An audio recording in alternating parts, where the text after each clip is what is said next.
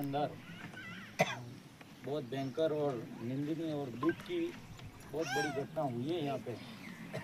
उसको लेके आज यहाँ रेटुआ गांव को ही नहीं, साबला ब्लॉक ही नहीं, पूरे जिले और पूरे राजस्थान में दुख की बात है और विशेष करके हमारा आदिवासी समाज के दुख की बात है। आज तक जहाँ तक मैं विधायक बना और जब से समझदारी से मैंने राजनीतिक कैरियर में पैर रखा, तब से अपने क्षेत्र के अंदर ऐसी घटना मैंने नहीं देखी। आज पहली बार ऐसा हुआ है।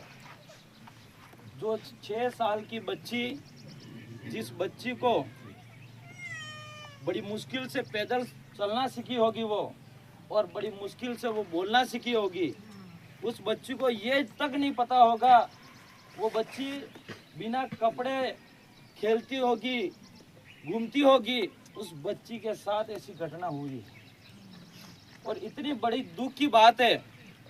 और मैं आप पूरा साबला ब्लॉक साथ दे या नहीं दे, लेकिन इसको आज इस बात को लेकर अगर विधानसभा में भी उठानी पड़ेगी तो इस बात को मैं उठाऊंगा, क्योंकि मेरी खुद की बच्ची भी आज 3 साल की बच्ची होती है और आप सबके बच्चे हैं छोटे छोटे। जब बच्चे हमारे 10 साल के बच्चे कपड़े बिना घूमते और खेलते हैं हमारे बच्चे, और आज इस ऐसे छोटे बच्चों को इतनी उनकी नजरें खराबी होगी और एक 35 साल का इस तरह से, चाहे किसी की हो वो बेटी, मेरी बेटी ये समझता हूँ।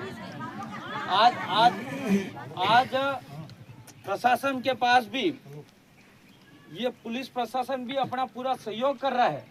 उनको भी दिल से धन्यवाद देना चाहूँगा कि उन्होंने 12 घंटे के अंदर अंदर मुजरिम को पकड़ा और कबूल करवाया।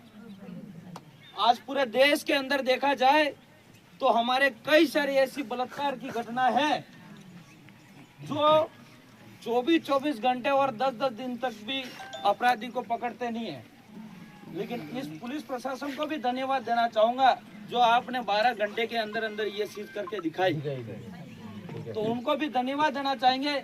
लेकिन मैं आप प्रशासन से कहना चाह रहा हूँ कि आपके पास जो मुजरिम है इसको रबड़ बना देना, ये रबड़ बना देना, इसकी खाल उतर जानी चाहिए ताकि दोबारा ये ऐसी घटना नहीं करेगा। होना चाहिए ना होना चाहिए। और हम चाहेंगे कि इसकी खाल उतर जाए, ऐसा वीडियो हमारे सामने आना चाहिए ताकि दोबारा इस साबला ब्लॉक के अंदर और हमारे क्षेत्र के अंदर किसी की ऐसी छोटी बच्चियों पे नजर नहीं पड़े।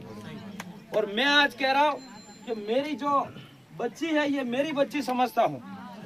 आज की तारीख में जो बच्ची माँबाड़ी के अंदर जो पढ़ने के लिए जा रही थी, तो माँबाड़ी के अंदर को सुरक्षा लेके मेरी तरफ से CCTV कैमरे लगाए जाए ताकि हमारे आदिवासी के बच्चे सुरक्षा में रहे।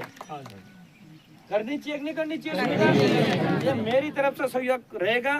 रही बात, इसका पहला पॉइंट हमारा यही है और हम ये चाह रहे हैं कि जो बच्ची के माता पिता हैं उनको 50 लाख की डिमांड कर रहे हैं सरकार से, और उन माता पिता को एक सरकारी नौकरी मिले, उस परिवार की सुरक्षा मिले और दोबारा ऐसी कोई घटना इस एरिया के अंदर नहीं होनी चाहिए। और मैं तो ये कह रहा हूँ कि इस फाइल के अंदर चाहे किसी का भी बड़ा सा बड़ा नेता भी आ जाए, तो मैं आपको प्रशासन और थानेदार साहब से कहना चाह रहा हूँ कि आपके भी छोटे छोटे बच्चे होंगे, आपके रिलेशन रिश्तेदार में होंगे, आप ईमानदारी से नौकरी करना और ईमानदारी से उसकी सजा दिलाना।